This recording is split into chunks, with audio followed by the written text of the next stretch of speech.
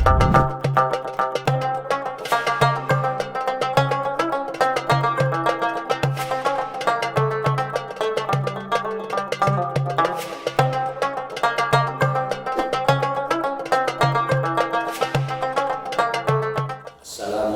warahmatullahi wabarakatuh.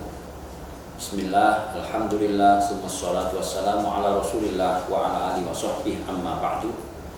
Pemirsa jamaah Masjid Sabilillah Malang yang kami muliakan, alhamdulillah kita memasuki bahasan hadis yang kelima dari kitab Arba'in Nawawi.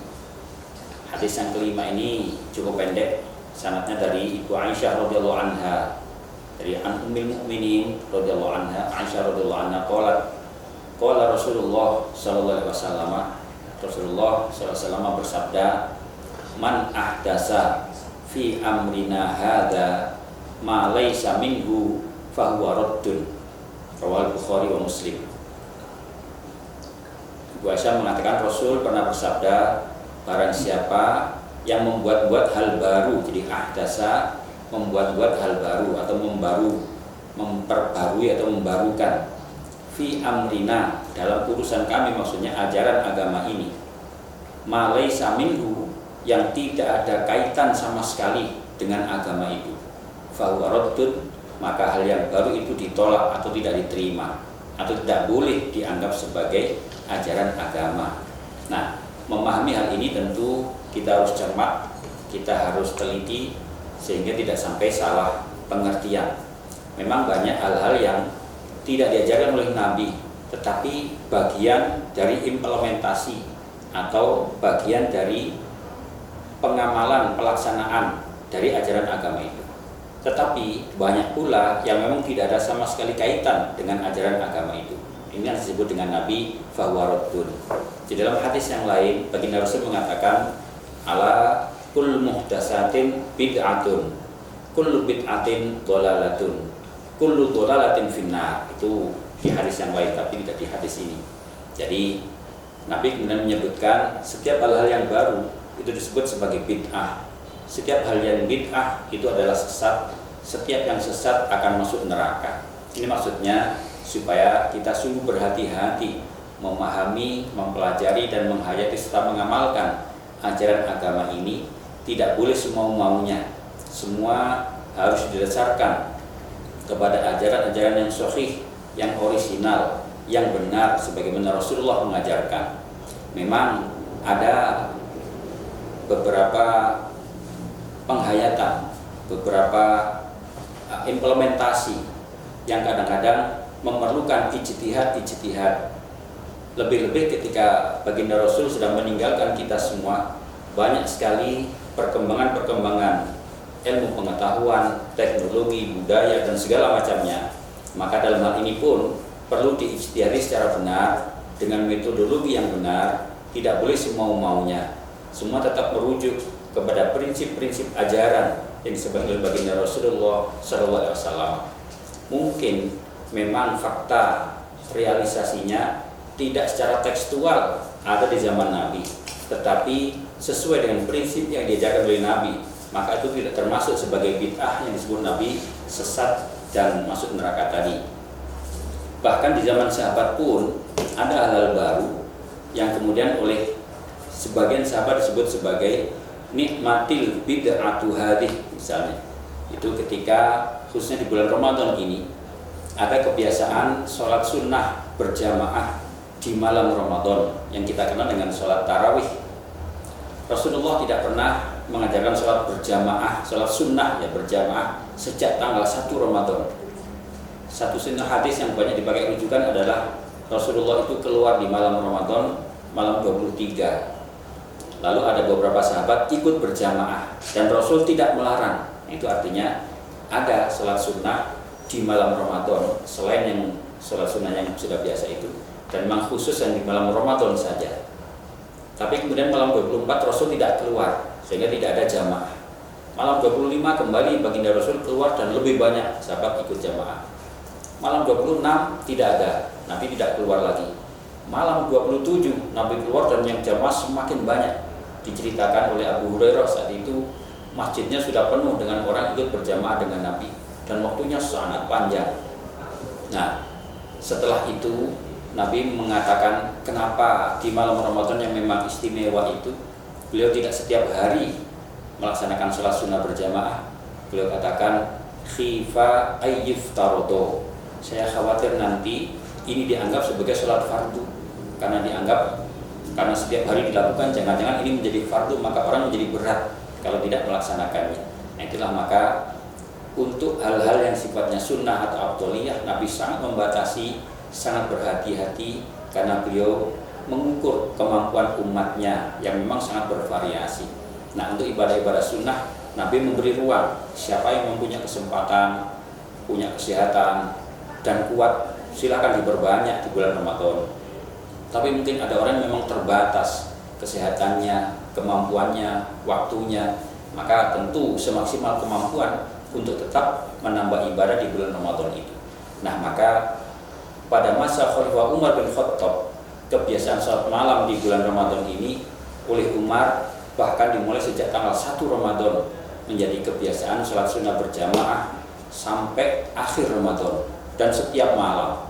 Nah, itulah kemudian Umar mengatakan nikmatil bid'atu hadih, inilah bid'ah yang bagus, karena memang Rasulullah tidak mencontohkan, tetapi Ramadan dengan fadilahnya adalah sepanjang bulan. Tentu sayang kalau orang yang punya kesempatan, punya kemampuan tidak memanfaatkan Ramadan itu dengan sebaik-baiknya dan semaksimal-semaksimalnya. Nah, maka jadilah sholat sunnah berjamaah di malam Ramadan lalu diberi nama at-tarawih misalnya.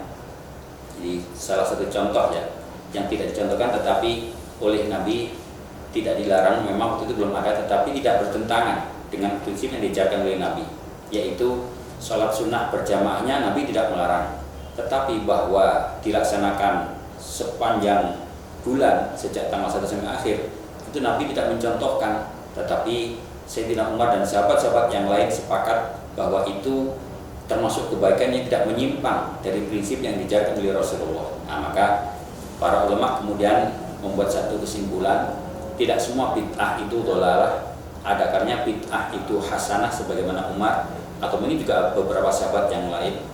Kalau memang bid'ah itu tidak ada kaitan sama sekali sebagaimana hadis Nabi tadi, ma laisa minhu, kalau memang itu diada-adakan, dibuat-buat dan memang tidak ada kaitan sama sekali, maka itu disebut raddun tadi, itu yang ditolak, atau bid'ah yang dhalalah. Nah, ini kami kira kita perlu bisa mengkaji lebih detail dan lebih cermat, lebih dalam lagi, sehingga bisa memahami, menginterpretasi dan bahkan mengamalkan ajaran agama ini tetap sesuai dengan prinsip-prinsip ajaran, meskipun mengikuti perkembangan, mengikuti dinamika yang ada di masyarakat, baik perkembangan budaya, perkembangan teknologi, semuanya tetap bisa terbingkai dalam prinsip ajaran Islam, tetapi tanpa meninggalkan atau tanpa menyeleweng dari prinsip ajarannya.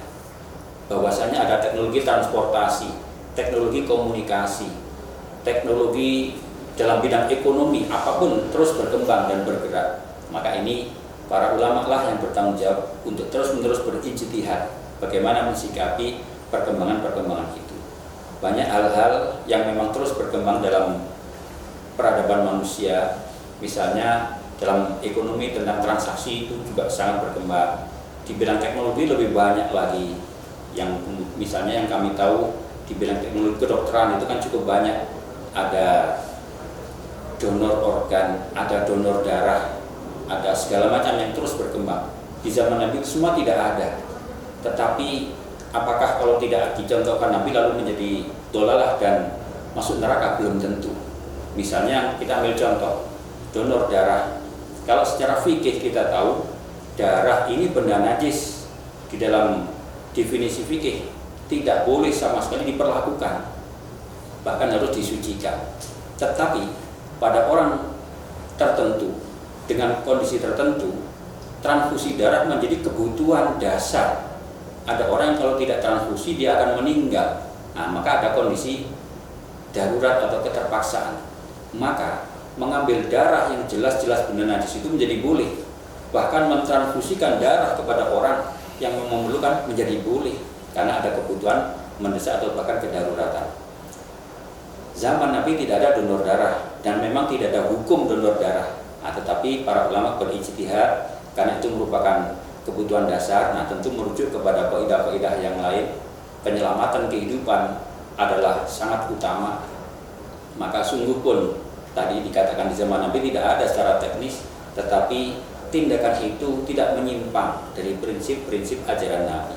Nah, maka donor darah, transplantasi organ tentunya dengan segala perhitungan dan pertimbangan tidak termasuk hal-hal baru yang ditolak, tetapi bahkan menjadi dianjurkan. Nah, inilah memahami makna bid'ah atau memahami makna muhdasat, hal yang diperbarukan, tentu selama tidak menyimpang dari prinsip-prinsip ajaran, maka tidak masuk kategori yang dolalah, tetapi justru bid'ah yang dianjurkan.